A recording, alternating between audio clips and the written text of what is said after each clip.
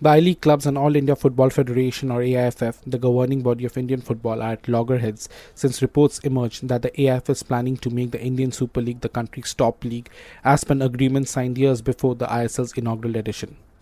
The I-League came into existence in 2007 as a successor to the National Football League, which was there in place in 1996.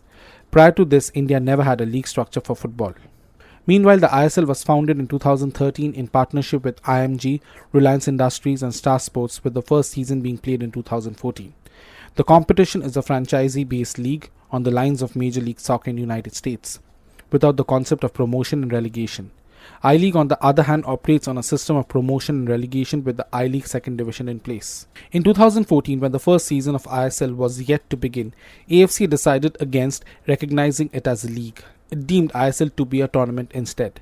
The official league for football in India remained the I-League. With no recognition from AFC, the competition also could not participate in Asian club competitions, the AFC Champions League or AFC Cup. But things changed in 2016. The promoters of ISL wanted the competition to become the top tier football league in India, while the I-League be reformed as League One and be relegated as a second division competition. What led to this development? AIFF had signed a master rights of agreement with its commercial partners Football Sports Development Limited, a subsidiary of IMG Reliance, in 2010, which had stated that a new league could be made the top division of Indian football and that the I-League could be reconstituted, replaced or discontinued temporarily or permanently.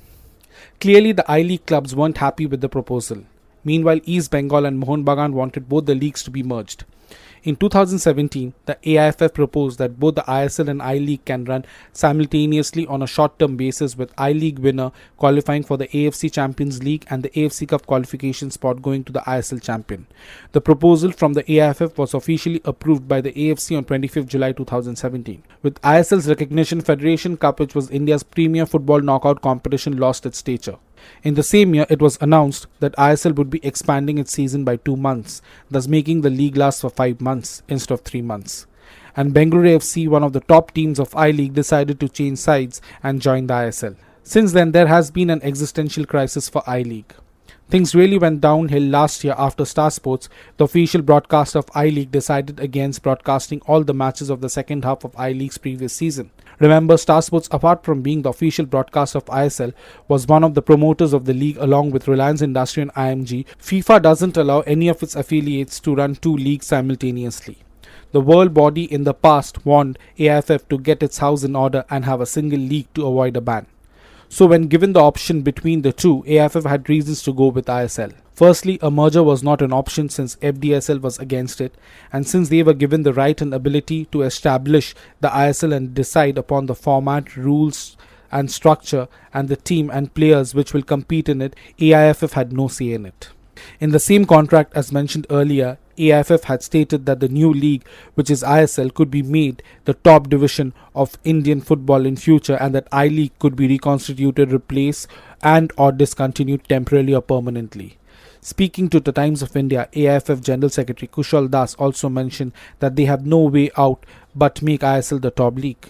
It's in the contract that ISL will be the top league. Initially we felt that let the tournament happen and then we will see. After 5 years we have to honor the contract. Let the executive committee decide. FDSL, the promoter of I-League, was brought into the picture way back in 2010. During that time it wasn't called FDSL and comprised only Reliance Industries and IMG. In 2010, AIFF signed a 15-year deal worth Rs 700 crore with Reliance Industries and IMG. When Reliance Industries and IMG came on board, their primary job was to promote and market the I-League. They had exclusive commercial rights to sponsorship, advertising, broadcasting, merchandising, video and franchising. Apart from these, their contract also gave them the rights to create a new football league. But within less than a year, the I-League clubs accused IMG Reliance of doing nothing to promote the I-League and demanded that the I-League should be a separate entity. Since then, I-League clubs and IMG Reliance have been at loggerheads. Meanwhile, since Minerva FC won the I-League in 2018, its owner Ranjit Bajaj has openly criticized AIFF for allowing FDSL to call the shots in Indian football. This week, Bajaj even uploaded on Twitter pages of AIFF's master rights agreement with IMG Reliance back in 2010. Earlier in February this year, the I-League clubs had written to AIFF President Praful Patel to set up a meeting with him to discuss their future and their problem with FSDL's involvement. But according to the I-League clubs, they never received any response from the AIFF. Thus, they decided not to participate in the Super Cup. Later, they were informed by Das that the meeting would take place between 10th to 14th April, but that never happened. After receiving Das's response, the I-League clubs had asked for a restart of the Super Cup so that Minerva Punjab FC, Ajwal FC and Gokulam Kerala FC can join the competition. But AIFF refused to relent and instead imposed heavy fines on 7 I-League clubs that boycotted the Super Cup. Representatives of 7 I-League clubs, Mohun Bagan, East Bengal, Churchill Brothers, Minerva Punjab FC, Ajwal FC, Neroka and Gokulam Kerala FC held a meeting in New Delhi on Monday where they decided to move courts if AIFF declared the ISL to be country's top league. With media reports indicating that ISL being announced as top division league post an executive committee meeting scheduled for July 3rd, the I-League clubs are standing united stronger than ever, I-League clubs said in a joint statement. The clubs continued to accuse FDSL of blackmailing AIFF.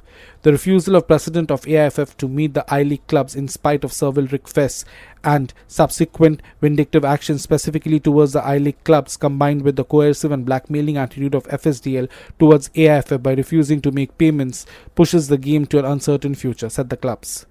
The clubs further stated, the I-League has been the national league since 1996 and carries the tradition of Indian football with it. This tradition has helped create what football in India stands today and has been the torchbearer of Indian football. I-League has been the sole driving force in creating footballers and fans of the game in the country.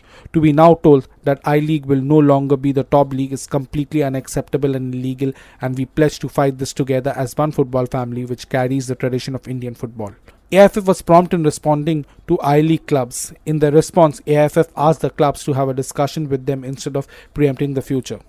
The AIFF feels that it is very premature and unnecessary to prejudge any action of the AIFF and be commenting on the AIFF Executive Committee meeting on July 3, 2019 in advance.